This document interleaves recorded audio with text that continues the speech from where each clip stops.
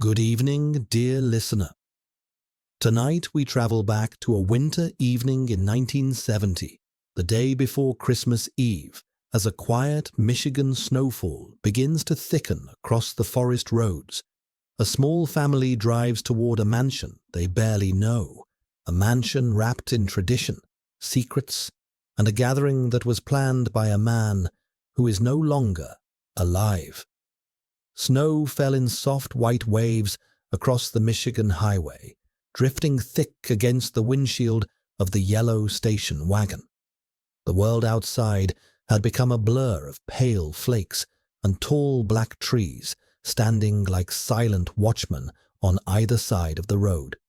Wind howled through the forest, carrying with it a cold so deep it felt alive. Benjamin Monroe tightened his grip on the steering wheel, knuckles pale beneath leather gloves. He leaned forward slightly, peering through the sweeping arc of the wipers as they struggled to clear the growing frost. The car heater hummed weakly, blowing warm air that fogged the lower corners of the glass. Beside him sat Emily, wrapped in a soft burgundy scarf tucked up to her chin.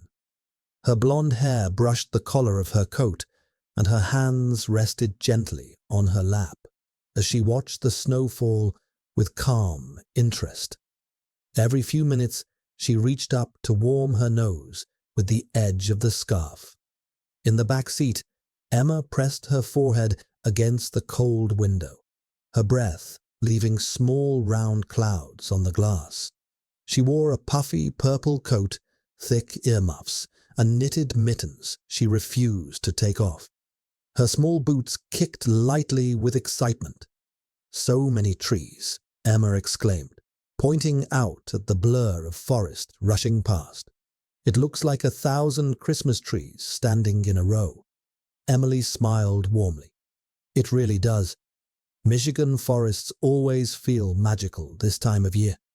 Benjamin cleared his throat softly. "Magical or not, I would prefer a bit less snow while driving. These roads are slicker than they look." Emma giggled. "Papa, you worry too much. It is only snow." Emily squeezed Benjamin's arm gently, though her voice carried a note of caution. "She is right, but the weather is getting worse. Maybe we should slow down a little." Benjamin nodded and eased his foot off the gas, letting the car glide more gently along the twisting highway. Snow whipped across the front bumper and swirled through the headlights like 1,000 tiny white sparks. Emma turned around in her seat, pulling a small notebook from her coat pocket. "Can I show you my list for Santa?" Benjamin chuckled. "Let us hear it." Emma sat proudly, clearing her throat dramatically. "I want a new ice skating dress, purple like my coat, with sparkles all over it, and a real grown-up paint set, and maybe a little dog, a fluffy one." "A dog?" Emily laughed softly. "We can barely keep Emma fed on time, much less a puppy." Emma crossed her arms with exaggerated seriousness. "I promise I would feed it every day." Benjamin raised an eyebrow. "Every day?" "Yes, every day," she insisted.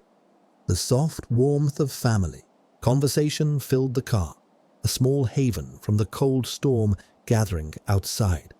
But beneath the warmth, an unease lingered, one Benjamin tried to ignore. The invitation had arrived months ago, handwritten in neat cursive on thick ivory parchment. It had been addressed to them by Emily's late father, Charles Hawthorne, the very last letter he sent before he passed away in the spring. Inside the envelope was a simple message: "One last Christmas at Hawthorne Manor. Bring the whole family. December 23rd. But when they responded, they learned the party would instead be hosted by Rose Charles' widow, a woman none of them really knew. She had married Charles late in his life, long after Emily and Benjamin were grown adults living in Michigan. The family had only met her briefly at the funeral. A quiet, soft-spoken woman with rose-colored lipstick and an expression that was hard to read. Now, months later, she had taken up residence in the Hawthorne family villa and invited all of Charles's children, grandchildren, cousins, and extended relatives to a grand Christmas gathering. Something about it felt strange.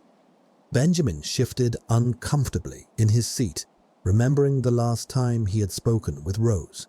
She had been polite, calm, almost too calm, as if she already knew more about the family than they knew about her.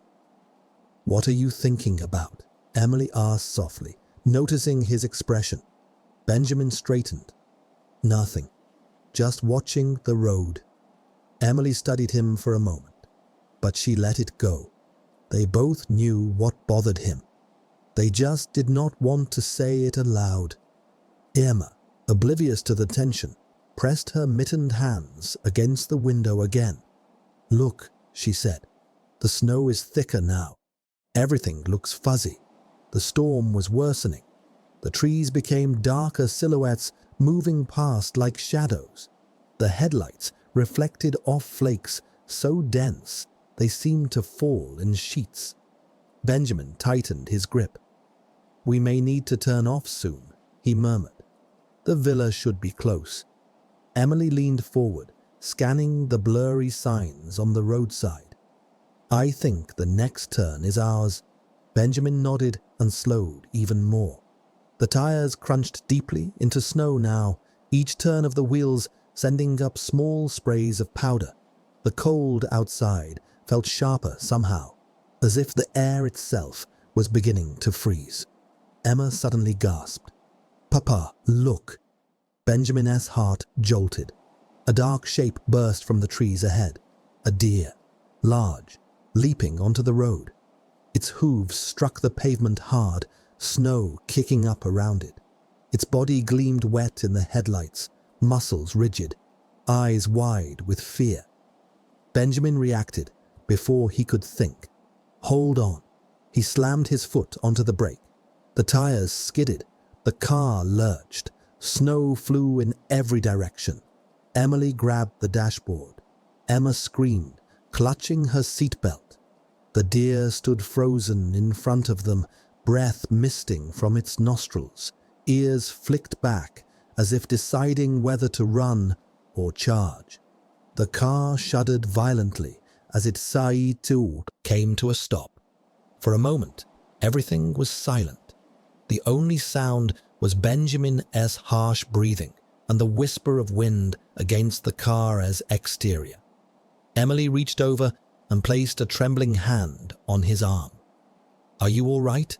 Benjamin swallowed hard, his pulse racing. "Yes," he said quietly. "Yes. Everyone okay?" Emma nodded shakily. "I think so." Outside, the deer stared at them for one long moment, eyes reflecting like gold coins in the headlights before leaping back into the trees, disappearing into the dark forest without a sound. Benjamin exhaled slowly, hands still gripping the wheel. Emily looked back at Emma. "Sweetheart, are you hurt?" Emma shook her head. "No, just scared." Emily stroked her hair gently. "It is all right now." But it did not feel all right. Not to Benjamin. Something in the air seemed to shift. The forest felt too quiet, the snow too heavy, as if the world around them had paused to watch. Benjamin finally released the brake. "Let us continue," he said softly, carefully. The family sat in tense silence as the car rolled forward again, the yellow headlights cutting a narrow path of orange light through the swirling white. Whatever waited for them at Hawthorne Manor, the cold Michigan night seemed eager to swallow them into it. Benjamin drives slowly now, shaken from the near collision. Emily watches the trees blur by, and young Emma rambles excitedly about Christmas morning as the snow sings against the windows. The tires rolled forward cautiously, crunching deep into the thickening snow as Benjamin guided the yellow station wagon through the storm. The world outside had turned into a swirling white tunnel, trees bending under the heavy snowfall, branches sagging low, shadows shifting behind curtains of ice crystals.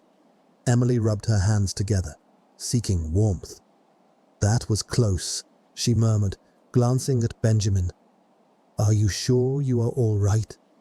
Benjamin nodded, though his jaw remained tight. "A bit shaken, but fine. We need to be extra careful now. The roads will only get worse from here." Emma leaned forward between the seats, her little face glowing with curiosity rather than fear. "Papa, did you see its eyes? They were so yellow, like Christmas lights." Emily smiled faintly, touched her daughter's cheek. "Deer often freeze when they see headlights." It must have been scared too. Benjamin inhaled deeply, trying to shake the image from his mind. The deer's rigid stance, the wild fear in its eyes, it lingered in his thoughts, like a warning he could not quite grasp. The car turned onto a narrower stretch of road, the forest closing in on both sides. Pines heavy with snow lined the path like towering frozen guardians. The storm whined through their branches, sending loose flakes tumbling across the hood in sudden gusts. Emma sat back again, swinging her legs as she spoke. "I hope the house has a big Christmas tree. Grandpa always told me the hawthorn tree was taller than our whole living room." Emily's expression softened at the mention of her father. He loved that house. He always said it felt alive during Christmas. Benjamin kept his eyes on the road. "And now Rose is the one hosting," he said quietly. "Strange, is it not? Your father invited us months before he died, but she is the one putting the event together." Emily hesitated. Yes, a bit strange, but she was his wife. Perhaps she wants to honor his last wishes. Benjamin's fingers tightened slightly on the wheel. Emma, oblivious to the adult tension, continued cheerfully. "I hope we get presents from Rose. Maybe she will give me a puppy, or that purple ice skating dress I want." Emily laughed. "Let us not overwhelm the poor woman. She hardly knows us." "But Grandpa said she owned pretty dresses," Emma insisted. "He said she had good taste." Benjamin exchanged a small glance with Emily. Charles Hawthorne had spoken surprisingly little about Rose, despite marrying her late in his life. When he did speak of her, it was always politely, distantly, as if talking about someone he admired but did not truly understand. The car crept around a bend, its headlights sweeping across a long chain of snow-drenched trees. The storm roared briefly, making the windshield tremble. Benjamin slowed to a near crawl as the road narrowed, bordered by steep snowbanks on both sides. Emily leaned closer to the glass. There should be a small sign somewhere, Hawthorne Lake Road. A faint wooden post emerged from the swirling white ahead, a carved sign half buried under snow, its letters barely visible. Benjamin exhaled with relief. "There," he said. "We turn here." The tires slid slightly as he turned the wheel, but caught traction just enough for them to continue up the long private road. It wound through the woods like a snake, twisting, climbing, disappearing behind tall evergreens. Emma pressed against the window again. "Look, lights!" Benjamin slowed, squinting through the storm. Yes, lights. Small glowing lanterns lined the driveway ahead. Amber, flickering, warm against the sea of white, they cast golden halos across the snowbanks, guiding the car toward the property like a trail of fireflies frozen in place. The station wagon crawled forward, crunching over the long stretch of decorative gravel hidden under layers of snow. The wind settled for a moment, and the massive silhouette of the Hawthorne mansion came into view. Emily gasped softly. It was enormous, a towering three-story villa built of dark stone and red brick, its steep gabled roof heavy with snow. Ornate trim decorated the eaves, and arched windows glowed warmly from inside, casting soft yellow light across the snowy courtyard. Frost clung to the glass in delicate feathery patterns. Icicles hung like crystal daggers from every edge. Beyond the house, a frozen lake stretched quietly beneath the dim moonlight. Its surface reflected faint silver through the trees, creating a haunting, peaceful mirror of the storm-darkened sky. Emma stared in awe. It is like a storybook castle.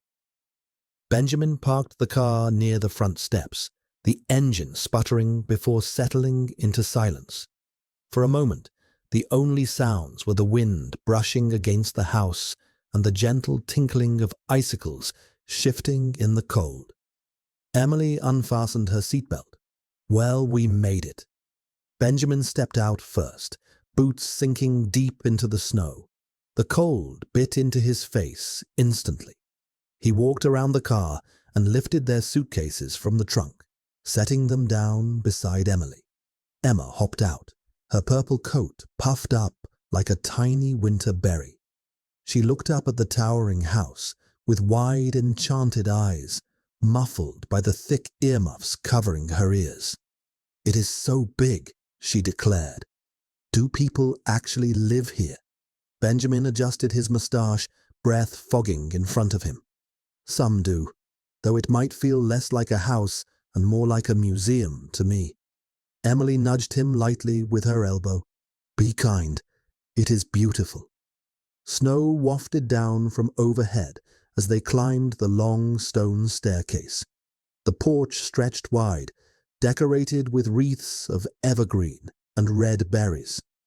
A pair of old iron lanterns flickered on either side of the massive front door, an imposing slab of polished wood carved with intricate patterns of vines and cherubs. Emma reached up and ran her mitten across the carved surface. "It feels old," she whispered. "Older than Grandpa." Benjamin smiled faintly.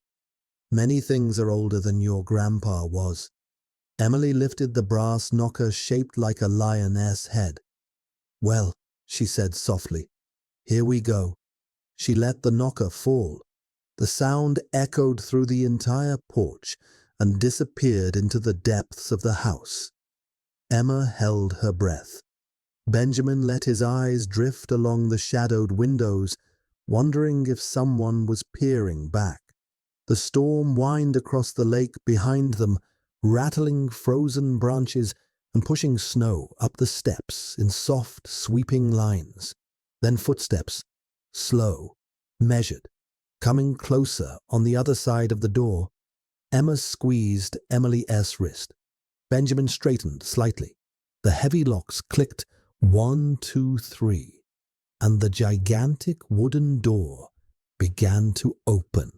The front door swung wide with a soft groan, releasing a wave of warm air into the cold night.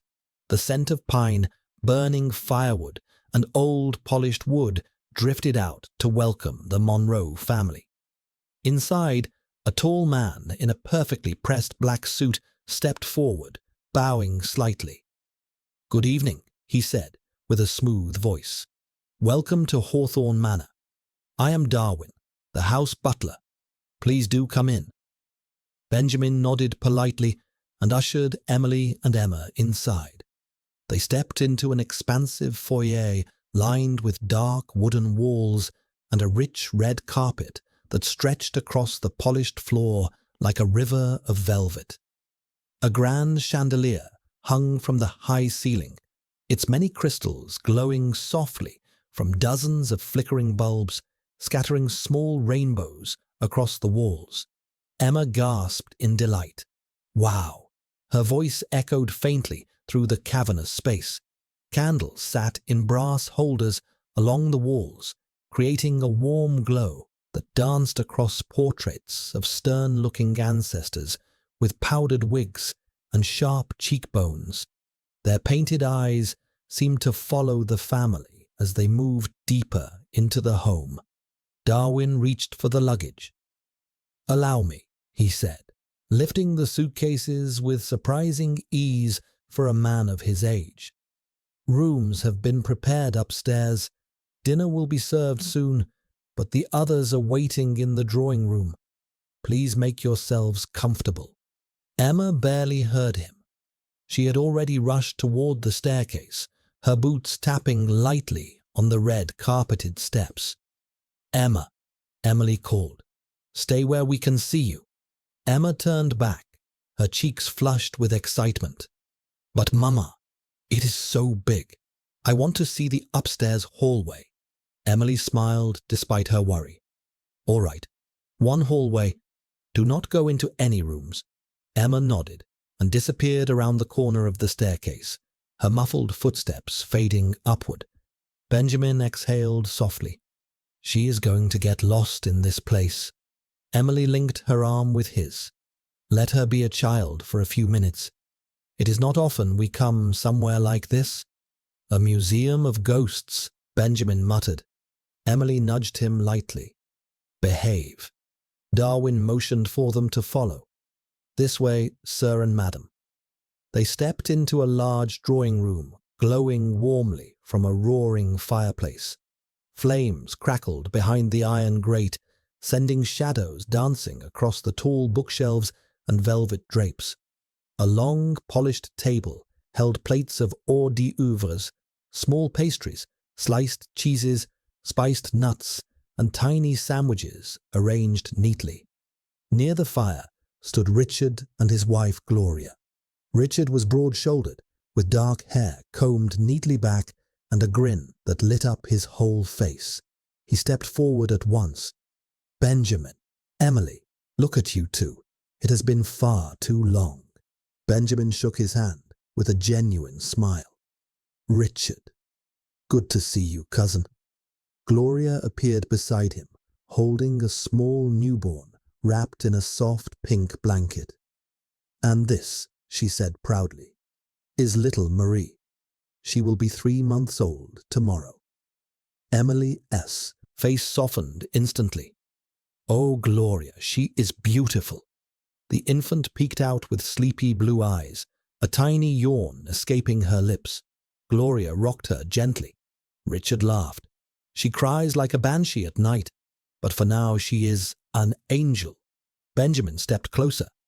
"Congratulations, she is lovely." "Thank you," Gloria said, glowing with happiness. Emma's voice suddenly echoed from upstairs. "Mama, Papa, this place is amazing." Her footsteps pattered above them like tiny drumbeats. Richard chuckled. "She sounds excited." Emily sighed. She has never been to a house like this. Richard poured glasses of warm cider for the adults. "None of us have, at least not since, well, you know." Emily lowered her eyes. "Since father passed." Gloria placed a comforting hand on her shoulder.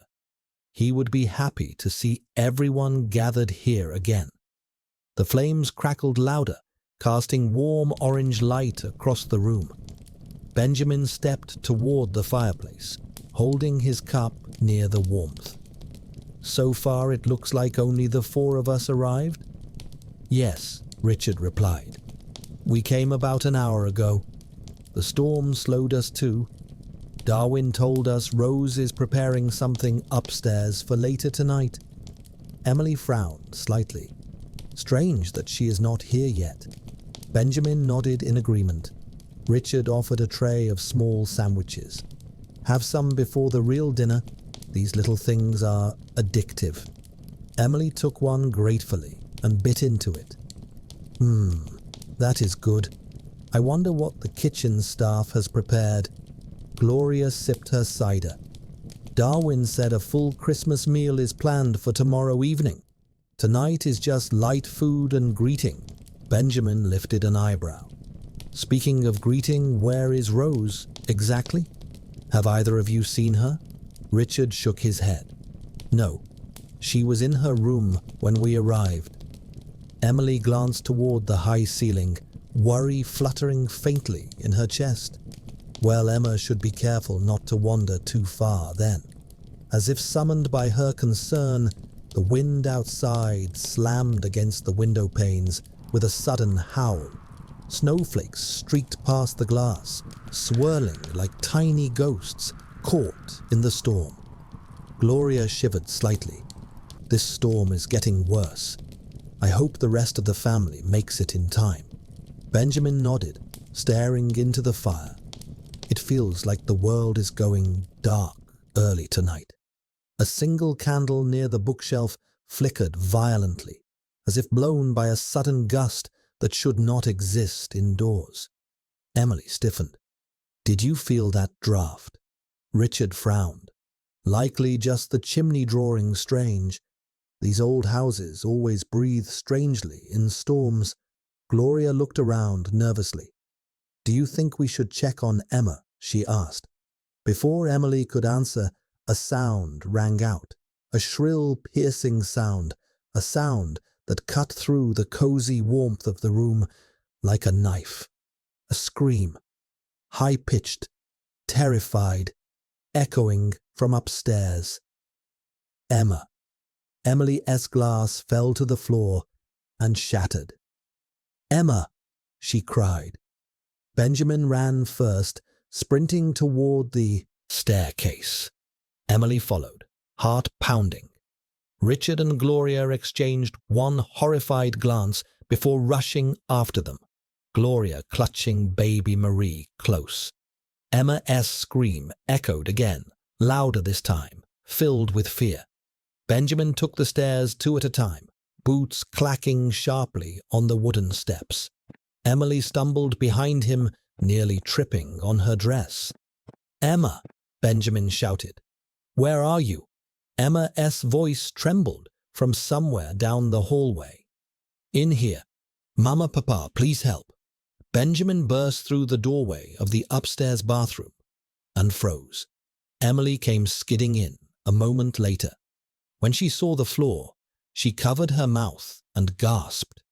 Rose lay crumpled on the cold, tiled floor.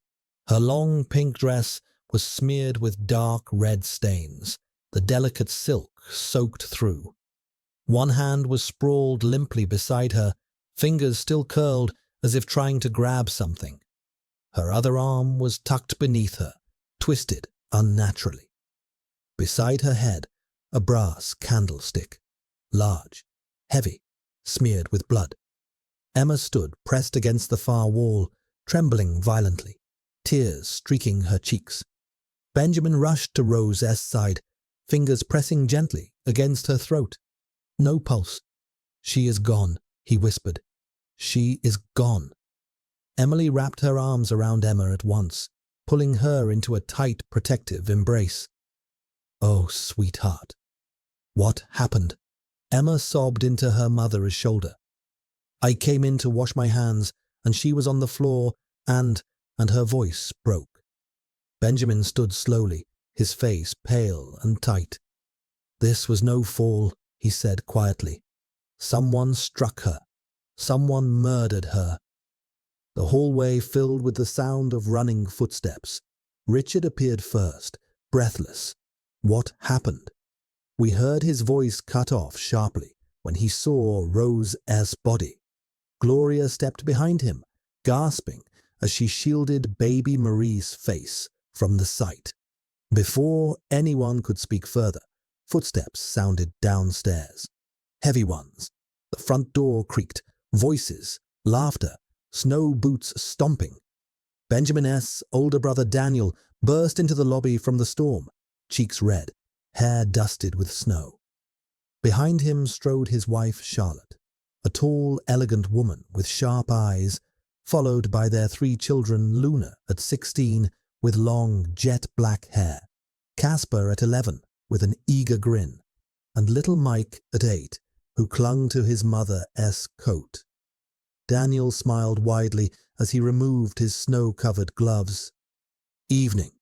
We made it through the storm after all. Why does everyone look like they have just seen a ghost?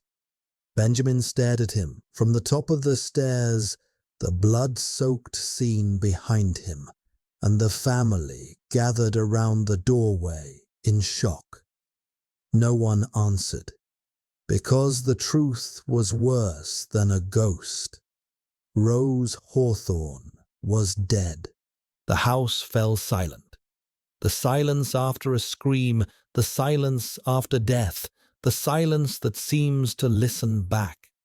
Benjamin remained frozen at the top of the stairs, staring down at Daniel and his family as they shook snow from their coats, blissfully unaware of the horror only 20 feet above their heads. Emily tightened her grip around Emma, who clung to her mother's side like a trembling leaf in a winter storm. It was Richard who broke the spell. With a grim voice, he stepped forward and said quietly, "Daniel, you should come upstairs." Daniel frowned, his smile fading. "What on earth is this tone? We have been driving 3 hours in a storm. Can it not wait?" "No," Benjamin said, voice low and hollow. "It cannot." Daniel exchanged a confused look with his wife. Charlotte's eyebrows rose in surprise, but she nodded and guided her 3 children toward the drawing room. "Stay here," she told them firmly. "All of you. Do not go upstairs." Luna gave a rebellious sigh, but obeyed. Casper and Mike stared nervously at the adults, sensing something was wrong. Daniel started up the stairs. Benjamin stepped aside so he could enter the bathroom. Daniel saw the blood first, then the body, then the candlestick. His expression shifted from confusion to disbelief to horror. "Dear God," he whispered. "What happened here?" "Emma found her," Emily said, stroking her daughter's hair as Emma sobbed quietly into her scarf. Daniel knelt beside Rose's body, careful not to disturb anything. "She is gone," he murmured, "struck hard, very hard." Benjamin nodded. "We think she was attacked." Behind her head. "Could be someone standing above her while she was kneeling, or someone she trusted enough to turn her back to," Richard added grimly. Benjamin's jaw tightened. The thought had already crossed his mind. Emily looked pale, almost sickly. "Benjamin, what do we do now? We are in the middle of nowhere. This storm is getting worse." A gust of wind howled outside, as if responding to her fear. Snow blasted against the window, rattling the glass like icy fingers tapping to be let in. Darwin the butler appeared at the end of the hallway, breathless. He froze. His eyes widened. "Oh dear heavens!" Benjamin stepped toward him, voice steady. "Darwin, where was Rose tonight? Who saw her last?" Darwin swallowed hard, glancing nervously at the body. Madame Rose retired to her room after preparing some decorations with the kitchen staff. She said she felt tired. "I walked her upstairs myself." "When was this?" Benjamin asked. "Perhaps 1 hour ago." Richard turned sharply. 1 hour. Then she was killed not long after. Darwin closed his eyes, gripping the hallway railing. I should have stayed with her. I should have." Benjamin raised a hand. "Blame will not help us now." Darwin nodded stiffly. Emily whispered, "Benjamin, we should call the police." Benjamin inhaled slowly. "Yes, but we are deep in the northern forest. Power lines may be frozen. The storm may block the roads. I need to check the phone room." He turned to Richard. "Stay with Emma and Emily. Do not let anyone wander." Richard nodded and placed a protective hand on Emily's shoulder. Daniel stood, his face pale. "Do we tell the others downstairs?" "No," Benjamin said. "Not until we know more." Daniel clenched his jaw. I will guard the stairs. Benjamin left the bathroom and walked down the hallway with fast, deliberate steps. His boots echoed softly against the old wooden floorboards. Emily whispered to Emma, "You are safe now, sweetheart. I promise." Emma sniffled, eyes red, clutching her mother's hand. Benjamin reached the small telephone room near the end of the hall. He picked up the receiver. Dead. Only silence. He flicked the switch. Nothing. "Lines are down," he muttered. Another gust of wind slammed against the side of the house, shaking the walls. Darwin, who had followed him cautiously, spoke in a hushed voice. "The storm. It must have damaged the wires." Benjamin nodded grimly. "So we are trapped here." Darwin swallowed. "Yes, sir." And then the lights flickered. Once, twice. The chandelier in the foyer chimed softly as the bulbs dimmed. Emily gasped. Emma whimpered. Gloria held baby Marie tighter. Richard looked up sharply. "Do not tell me the power." The lights steadied again, but the warning was clear as day. Benjamin walked back toward the others, meeting Daniel at the top of the stairs. "We need to gather everyone in the main hall," Benjamin said. "No one leaves each other's sight. No one goes off alone." Daniel nodded. "What do we tell them?" he whispered. Benjamin looked over his shoulder at the bathroom, at the blood, at the candlestick, at the body of Rose Hawthorne. "We tell them the truth," he said quietly. "Someone in this house is a murderer." The mansion seemed to inhale after Benjamin spoke the words. "Someone in this house is a murderer." For several long, brittle moments, no one moved. The wind howled across the frozen lake outside, rattling old window frames. Baby Marie let out a small whimper that echoed like a warning into the silence. Benjamin cleared his throat, steadying his voice. "We need to stay together, but at the same time, we need to make sure that we get some help here." Daniel nodded grimly. "So let's split up into 3 groups?" "Yes," Benjamin replied. "Daniel, you and I will try to find if some old telephone line could still be active in this old house. There used to be one in the back office, and possibly another running outside toward the gardening shed." Richard folded his arms, eyes narrowed. "I will gather the staff. Louise, the cleaning lady, Mark, the chef, and Darwin, the butler. They may have seen or heard something." Emily held Emma close, then looked up at Benjamin. "And what about us? You, Gloria, and the older kids will gather candles," Benjamin said. The power already flickered. "We need light if the storm knocks out electricity. The basement might have crates from last winter." Emily nodded. She seemed pale but determined. Caspar straightened proudly. "I can carry candles." Luna rolled her eyes, but her voice was steady. "We will help." Benjamin inhaled deeply. "No one goes anywhere alone. Groups stay close. And if you see anything at all, you call for help.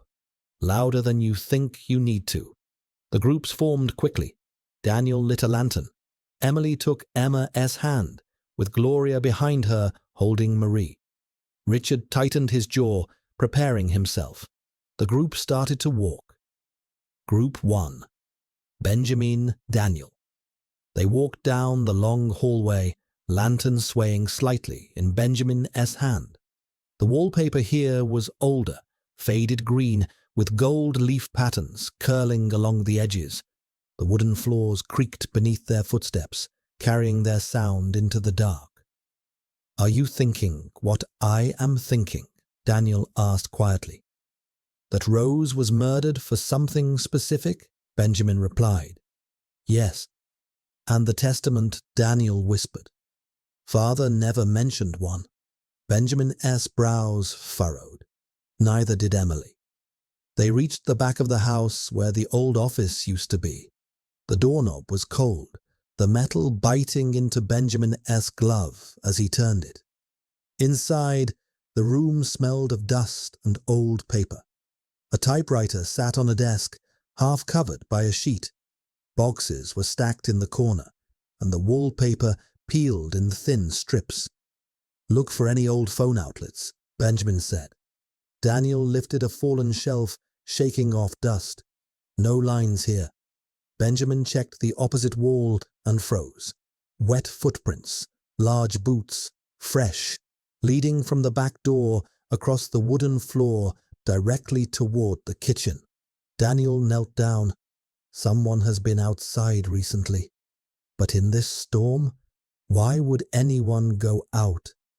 Benjamin followed the footprints with his lantern. The snow melting off the floorboards formed small reflective puddles. The tracks stopped at the swinging door leading into the kitchen. "Someone entered from outside," Benjamin murmured, and walked straight into the kitchen. Daniel swallowed. "Do we follow them?" "Not yet," Benjamin said. "We will regroup first. Group 2. Emily, Gloria, Luna, Casper, Mike, Emma." The basement door was heavy, old wood with iron hinges. Emily opened it slowly, revealing a set of stone steps descending into darkness. A draft of cold, damp basement air washed over them. Casper gagged slightly. "It smells like old potatoes." Luna rolled her eyes. "It is a basement, genius." Emily lit one of the small hallway candles and held it out to illuminate the steps. "Stay behind me," she instructed. They descended carefully. Their footsteps echoed in hollow thuds. Shadows moved across jars, crates, and shelves stacked with old winter supplies. Gloria shifted Marie gently in her arms. "Do you see any candles?" Emma pointed excitedly. "There. Crates." They approached a stack of old wooden boxes labeled "Holiday Lights, Candles, Decor." Emily crouched and opened one. Candles.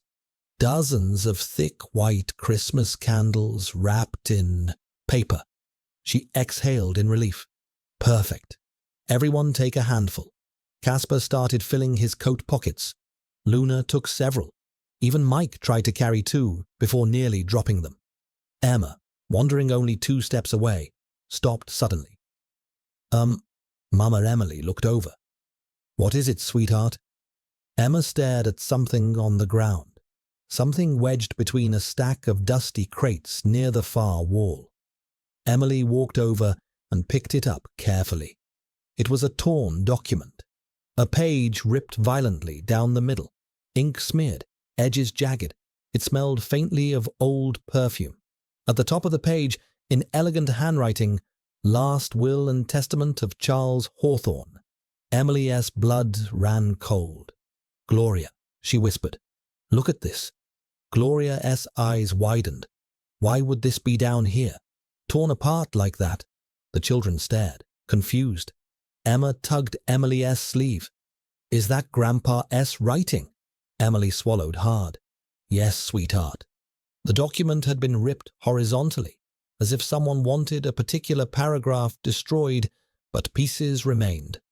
Words blurred from tearing, leaving the estate to not to be informed until Rose Hawthorne shall, then the rest was torn beyond recognition. Gloria whispered, "That cannot be a coincidence." "No," Emily murmured, "it is not." She folded the torn testament and tucked it into her coat. "We should go back upstairs." Group 3, Richard, Louise, and Chef Mark Richard walked briskly through the east hallway, Louise, the cleaning lady, hurrying behind him. She was small and frail with curly white hair, wearing an old green sweater that hung loosely around her thin frame. Chef Mark followed 2 round, red-cheeked, breathing heavily as he wiped his hands on his apron. "Do you know where Darwin is?" Richard asked. "They have walked through most of the house now and was on their way back to the living room." Louise shook her head. He said he was going to check Madame Rose's body again, sir. Something about collecting the murder weapon. Mark flinched. I do not like any of this. Something evil is in this house, Richard sighed. They walked into the great hall, the massive room decorated for Christmas, filled with garlands, and a towering tree adorned with golden ribbons and delicate glass ornaments. The fireplace crackled gently. Everything seemed calm. Then Louise gasped. Her knees buckled. She dropped her feather duster. Richard's eyes widened. Good heavens, Mark stepped back in horror. Under the Christmas tree, among the wrapped presents, lay Darwin, the butler, face pale, eyes wide open. A chef knife plunged deep into his chest, handle sticking upward. His gloved hand rested on a wrapped present, as if he had fallen forward while placing it. Blood soaked into the tree skirt, spreading slowly like ink across fabric. Richard whispered, "He never made it back upstairs." Mark trembled violently. "Lord help us, there is a killer in the house." Louise sobbed quietly, covering her mouth. Richard straightened, voice full of dread. "We must warn the others." All three groups returned to the living room at once. Emily clutched the testament. Benjamin followed the wet footprints to the room. Richard arrived pale and shaking. And then Emma screamed.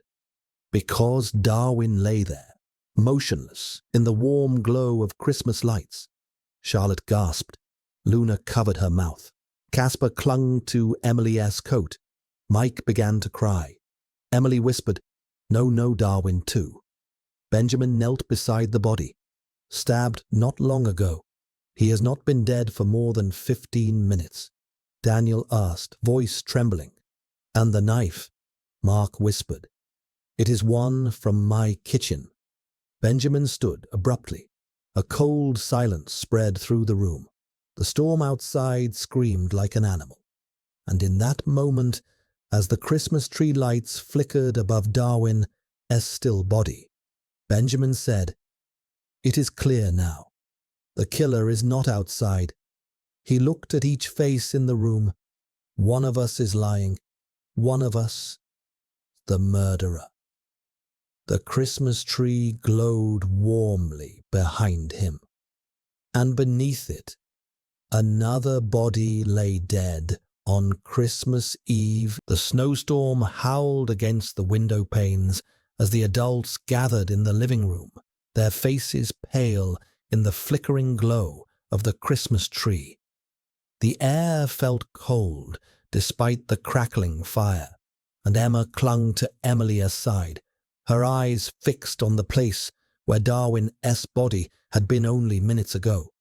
Richard took a long breath, trying to steady himself. "We need to talk," he said. "Now. About what we found. About who was where, and why."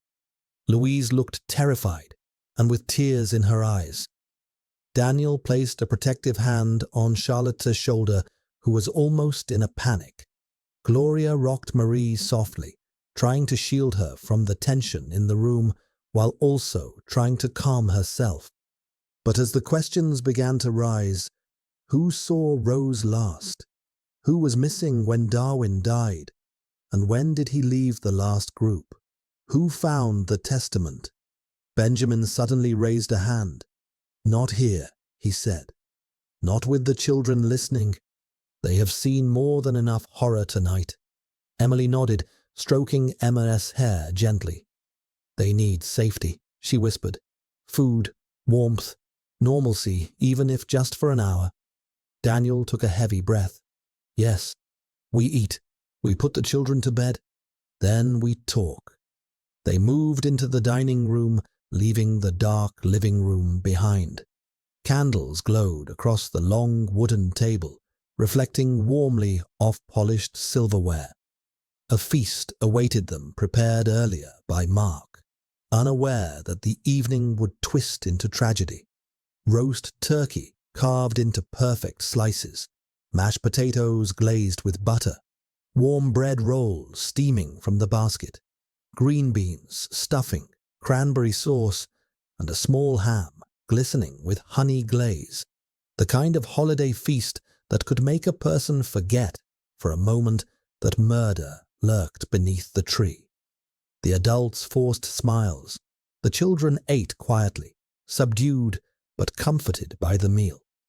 Emma sat between her cousins, her purple coat draped over the back of her chair like a soft reminder of normal days. Richard leaned toward Mark quietly. "Help me with Darwin," he whispered.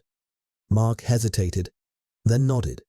Richard excused himself from the table and went together with Mark to the horrifying scene under the Christmas tree. Together, they pulled Darwin's body from beneath the Christmas tree, careful, respectfully. They carried him toward the service hallway, behind kitchen doors, far out of sight for anyone.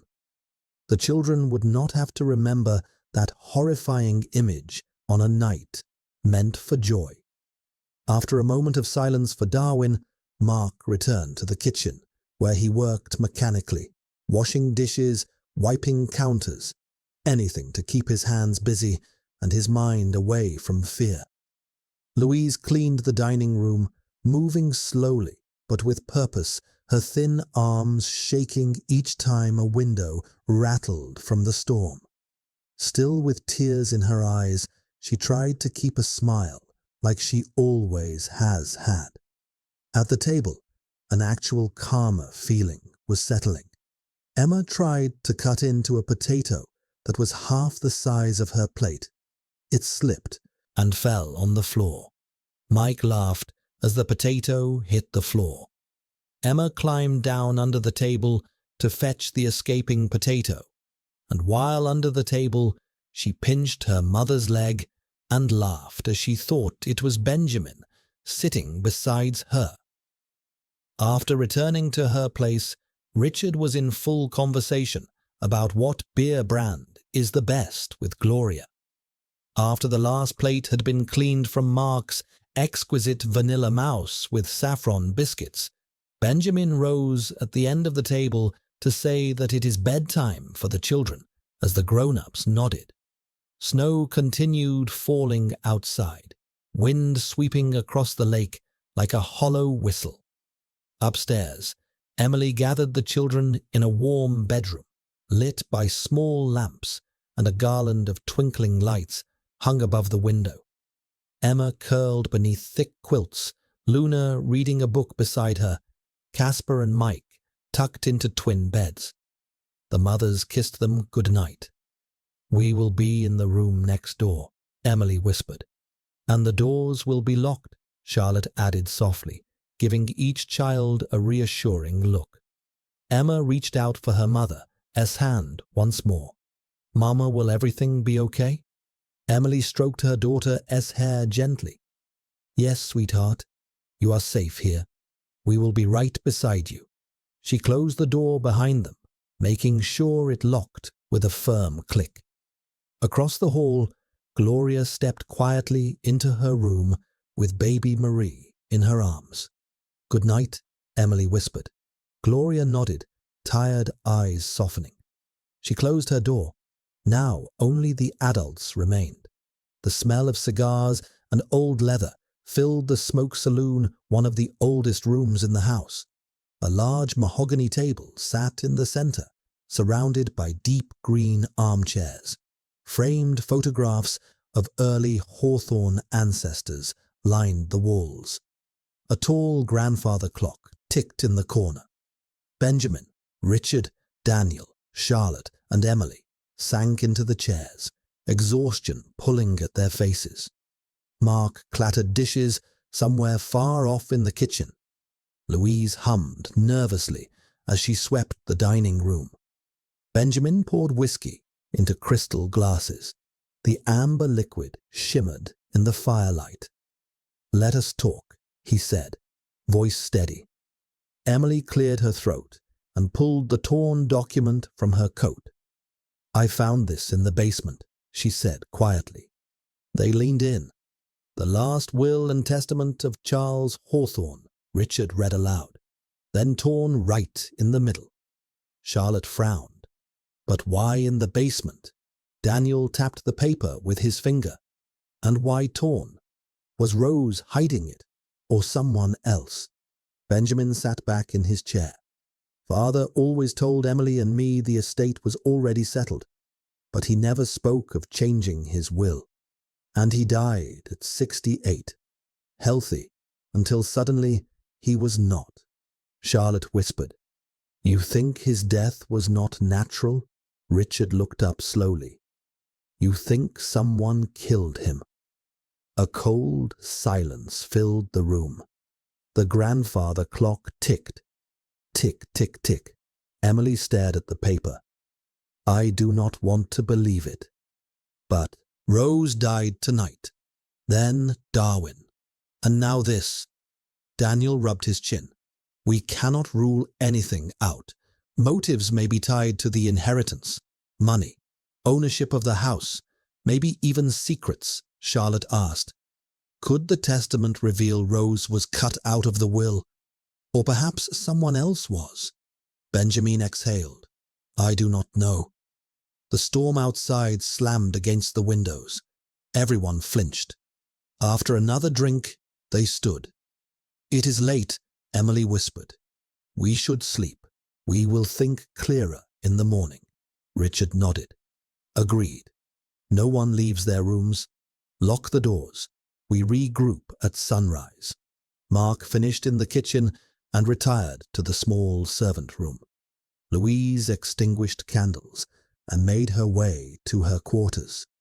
One by one, the adults began drifting down the halls, Benjamin and Emily to their room, Richard to his guest room, Daniel and Charlotte to theirs.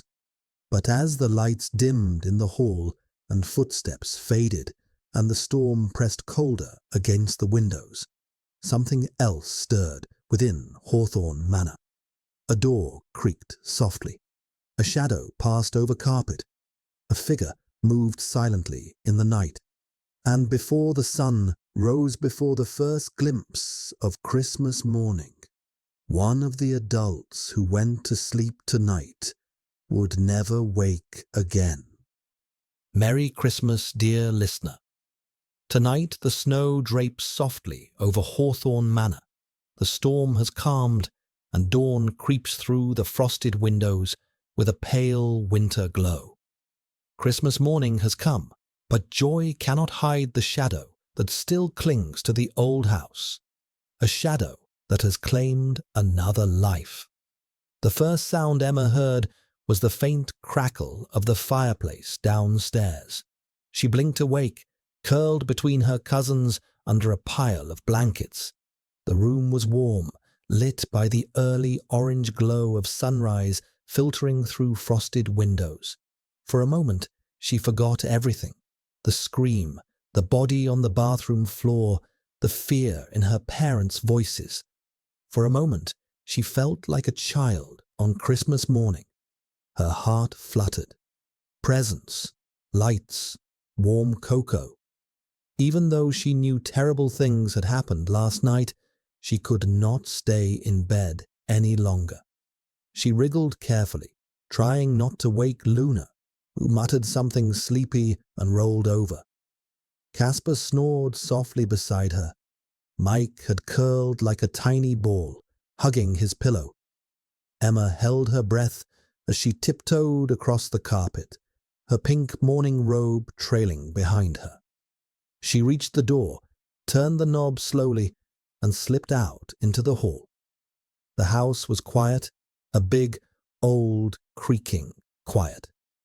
She padded down the long staircase, the scent of cinnamon and wood smoke welcoming her like a warm hug. As she stepped onto the bottom landing, she saw a shape moving in the kitchen. Mark. The chef stood mixing batter, his apron dusted with flour. He turned at the sound of her steps and smiled softly.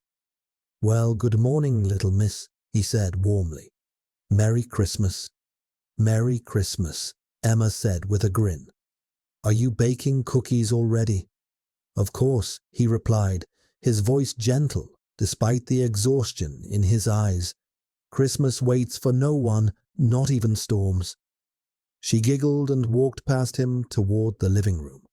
The Christmas tree glowed beautifully, golden lights twinkling, ribbons shimmering, the ornaments casting soft glimmers on the walls. There was no trace of the horror from last night. No blood, no darkness, just warm holiday magic. Emma knelt and searched for her present, her little hands brushing the carefully wrapped boxes. A soft rustle behind her. Louise, the cleaning lady, stepped inside, carrying a bundle of firewood. "Oh," Louise said with surprise. "You are up early, dear. Almost gave me a fright." Emma giggled. "It is Christmas. I wanted to see the tree." Louise's wrinkled face softened into a warm smile. "Well, I suppose that is a very good reason." She knelt by the fireplace and began stacking the logs. Soon the flame grew brighter, warming the entire room. Emma sat by the tree, hugging her knees. Casper shuffled in moments later, rubbing his eyes. "Hey," he mumbled, "you beat me to the cookies." Emma grinned. Mark said, "We get gingerbread." Mark entered, holding a small tray of fresh cookies, steam rising from them. The two children's eyes widened with joy. "Go on," he said, "before your parents wake up and scold me for spoiling your breakfast." Emma and Casper took their cookies, warm and soft, biting into them with delight. For a moment, everything felt normal. Everything felt safe. One by one, adults drifted into the living room, wearing warm robes and tired but gentle expressions. Emily hugged Emma tightly. Benjamin patted Casper's head. Charlotte rubbed her eyes. Daniel took a seat near the fire. Luna joined with a sleepy groan. Mike toddled in, still half asleep. Breakfast was not ready yet, but everyone sat together on the couches, talking softly. Everyone except Richard. Emily frowned, glancing toward the stairs. "He must have slept heavy," she said. Gloria handed baby Marie to Emily. "I will go wake him," she said gently. "He always sleeps too long after whiskey." She smiled briefly, but her smile faded as she reached the staircase. Everyone waited. A few minutes passed. Then the sound of footsteps, then silence, then a thud. Gloria reappeared at the top of the stairs, but she did not descend. Her face was white as snow. Her breath trembled in her chest. Her eyes widened in horror. "Gloria," Daniel called. "What is it?" She opened her mouth, but no words came. Then, barely a whisper, He is dead." Her knees buckled beneath her. She gripped the railing for balance before collapsing onto the top stair, sobbing uncontrollably. Benjamin and Daniel sprinted up the stairs. Emily pulled Emma close, heart racing. Casper hid behind Charlotte. Luna covered her mouth in shock. Mike began to cry quietly. Another body on Christmas morning. Benjamin pushed open the door to Richard's room. A cold chill rolled across his skin. Richard lay in the bed exactly as though he had fallen asleep peacefully. Blanket pulled to his chest, hair tousled, one arm resting on the pillow. But his face. It was pale, still, eyes closed like velvet curtains drawn tightly shut. Daniel bent forward, placing 2 fingers against his cousin's neck. Nothing. No pulse. Benjamin noticed the glass on the nightstand. A half-empty tumbler. Amber liquid glistened at the bottom. Daniel lifted it and sniffed. His expression soured instantly. "Konjac," he said. Then more darkly, "Bad konjac." Benjamin's stomach dropped. "You mean poisoned," Daniel whispered. "Richard was poisoned last night." Benjamin clenched his fists. First Rose, then Darwin. Now Richard. 3 deaths in one night. Benjamin's grief twisted into anger. "We need answers," he murmured. They went downstairs again. Everyone sat silently at the breakfast table, now eggs and fresh porridge steaming on plates, but no one touched a bite. Emily clutched baby Marie in her arms, tears streaming down her face. Gloria was too distraught to speak. Daniel stood at the head of the table. "Children," he said softly, "please go sit in the living room for a moment. We need to talk to the grown-ups." Emma, Casper, and Luna hesitated. "Go," Charlotte whispered, her voice soft but firm. The children obeyed, heads bowed, shuffling out of the room. Benjamin turned to the adults. "We need to go over last night. Who left their room? Who was awake? Who heard something?" Gloria wiped her eyes, voice trembling.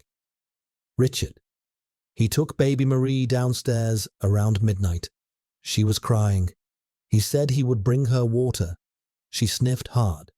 The last thing I remember was when he came back. His breath smelled of something strong. I fell asleep after that." Daniel nodded grimly. "Benjamin and Emily?" he asked. Emily spoke. "We slept the whole night. I was so tired. Neither of us left the room." Benjamin nodded. "So did we," Daniel added. But Charlotte straightened. "I did not sleep," she said. "Not for hours.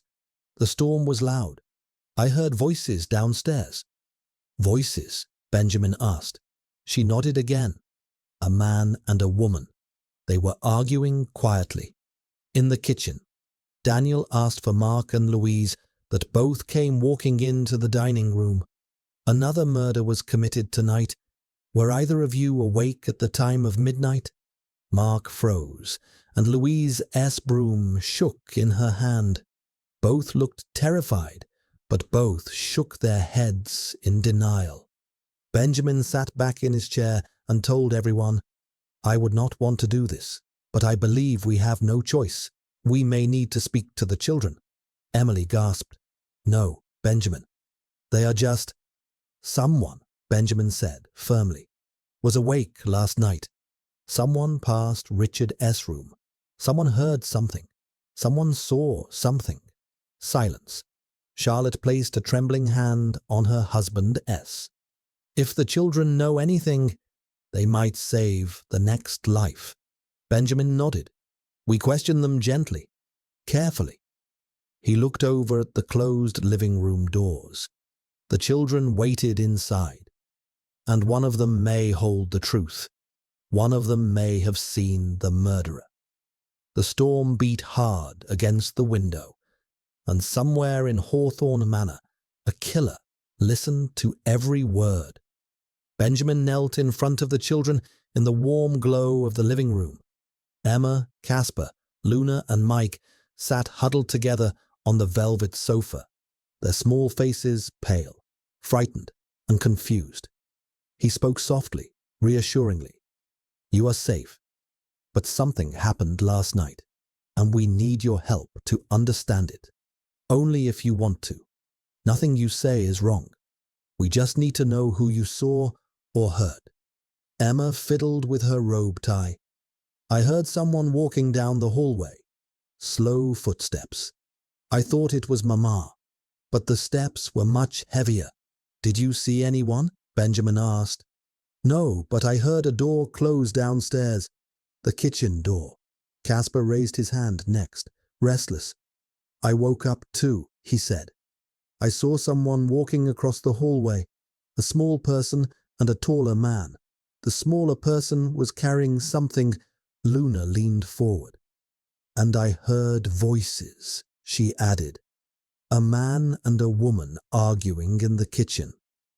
I could not hear what they said, but the woman's voice was crackly, old."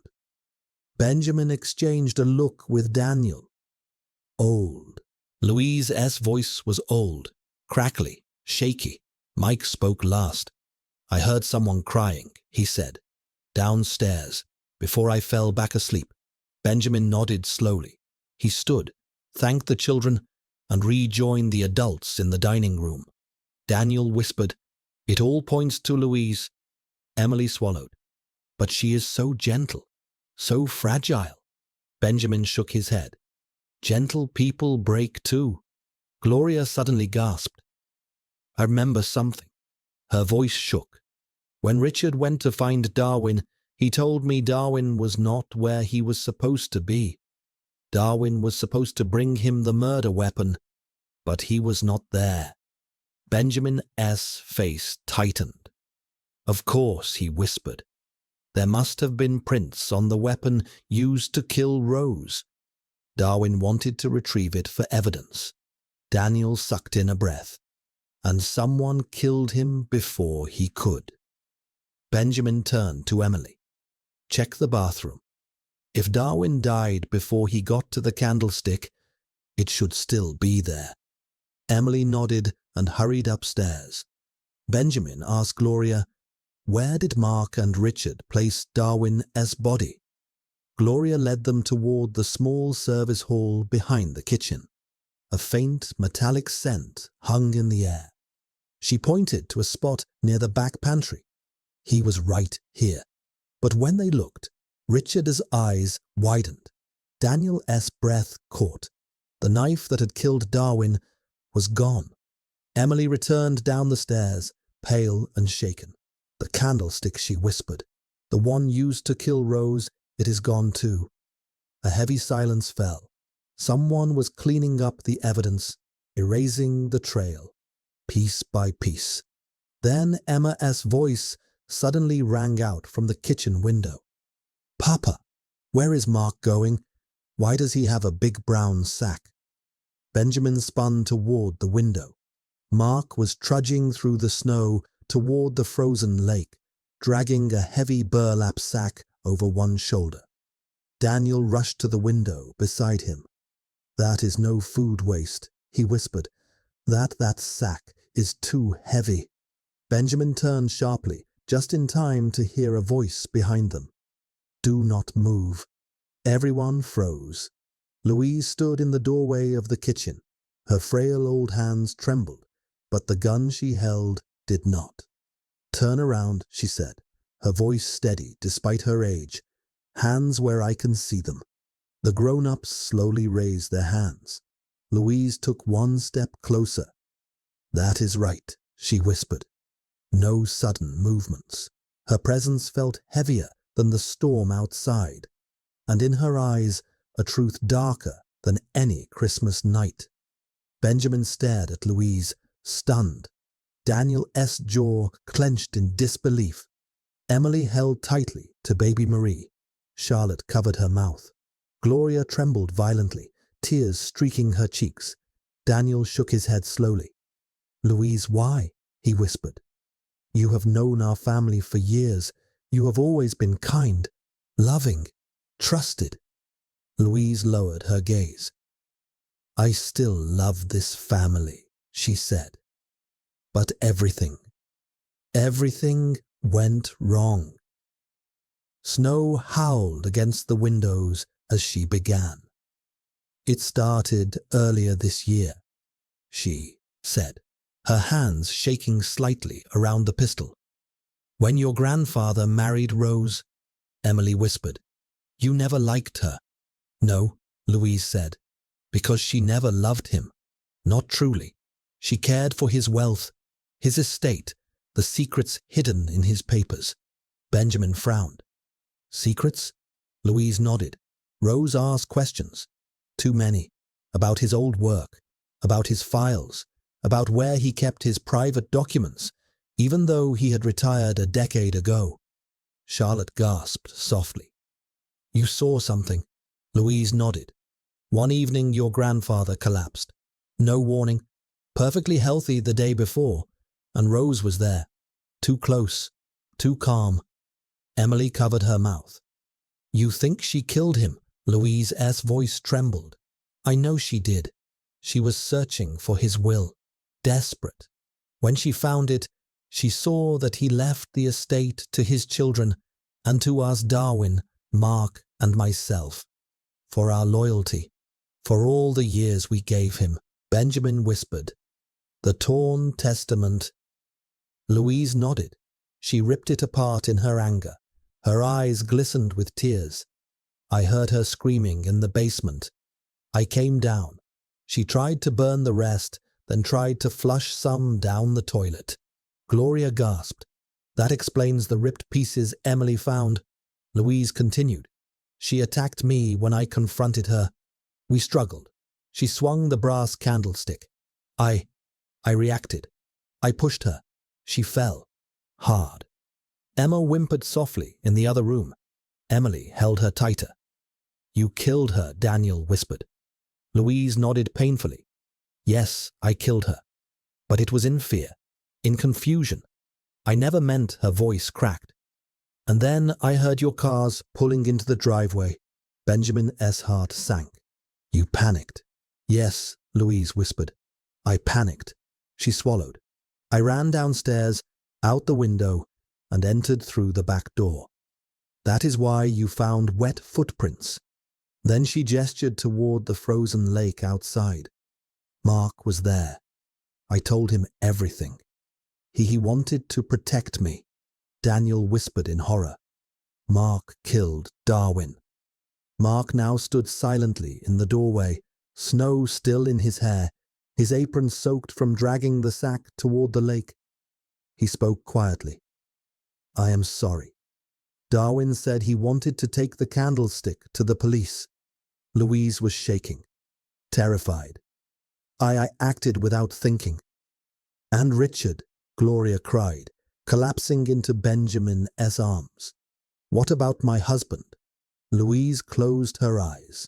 Richard saw Mark wiping fingerprints from the knife. He confronted me in the night and told him he thought Mark was the murderer. So I poisoned his drink and helped him with Marie back to his room. Gloria screamed into her hands. Emily cried softly. Daniel stared, pale and disbelieving. Benjamin looked at Mark. What did you throw into the lake? He demanded. Mark glanced at the windows, then back at him. The candlestick and the kitchen knife. The weapons rested now beneath the ice, the final attempt to erase every trace. The room filled with suffocating silence. Louise lowered her gun slightly. You all need to stay here, she whispered shakily. Mark and we are leaving. We will go far away. Benjamin shook his head slowly. You cannot run from this. Louise's eyes glistened. We already have. Mark stepped beside her. Together, they turned toward the back door. The grown-ups stood frozen, hands raised. The storm outside screamed once more, and the killers walked through the shadows of Hawthorne Manor toward the snowy world waiting beyond the door. The grown-ups had shouted. The gun had glinted in Louise's trembling hand. Mark's boots had thudded across the floor as he dragged the heavy brown sack back inside. Emma had been told to stay in the living room. So she did. But fear had made her hide. As the voices grew louder, she crawled under the long wooden table beside the Christmas tree, the same table where gingerbread cookies still sat half-eaten on a plate. A warm glow flickered above her, cast by the sparkling ornaments. From her hiding place, Emma could see directly into the kitchen. She watched the adults with wide, terrified eyes. She watched Louise, her wrinkled hands shaking around the gun, her shoulders trembling from cold and guilt. She watched Mark stand behind her, head bowed, apron stained with snow and secrets. Emma clutched her knees to her chest. She wanted her mother. She wanted Christmas morning. She wanted her father to make everything good again, but most of all, she wanted this nightmare to stop. Louise pointed the gun at Daniel as he stepped forward without fear. You do not have to do this, Daniel said gently. Put the gun down. Let us talk. Louise shook her head violently. No, no talking. I must protect your grandpa's legacy. You are not protecting anything, Charlotte whispered. You are killer. Mark placed a hand on Louise's arm. Louise, enough. We can still walk away. But Benjamin took one step forward. No, he said firmly. You will not run. You will face what you have done. Louise whipped the gun toward him. Benjamin froze. Emma gasped silently beneath the table. Emily cried out, "Please, Louise, do not hurt him." Louise's voice cracked. "I never wanted this. I loved your grandfather. I loved this house. I just wanted to protect his legacy." Everything spiraled the moment Rose betrayed him. "She is dead," Daniel said softly. "Let her go." Mark tugged Louise gently toward the back door. "We have to leave. Now." Emma watched as Louise stepped backward toward the door, finger twitching on the trigger, eyes full of fear. Then Emma saw something no one else noticed. The gun as safety, small, silver, still on. She remembers her father showing her this once when they were out hunting with one of their friends. Louise had never switched it off. Emma's heart pounded. If she could distract them just for 1 second, her father could stop them. She swallowed hard, tears burning in her eyes. Then she did the bravest thing she would ever do. She crawled slowly out from under the table. Her little feet touched the cold wood floor. She stepped into the doorway. "Stop!" Her voice shook the whole room. Everyone froze. Benjamin's heart dropped into his stomach. "Emma, no!" Emily cried. Louise gasped and turned, but the movement was too sudden, too frantic. Her hand slipped. The gun clattered to the floor. Daniel dove forward. Benjamin lunged. Mark stumbled backward in panic. Daniel kicked the gun toward the far wall as Benjamin grabbed Mark's arms and slammed him against the kitchen counter. Mark struggled, but Benjamin held firm. Louise collapsed to her knees, sobbing into her hands. Emma stood trembling in the doorway, her brave shout echoing through the house. Daniel cuffed Mark's wrists with rope from the pantry. Charlotte retrieved the fallen gun. Emily ran to Emma and swept her into her arms, crying with relief. Benjamin stood, breathing heavily, staring at his small daughter, who had saved all of them. Snowflakes floated softly past the windows. The storm finally quieted. Louise whispered brokenly, "I did not mean for it to go this far.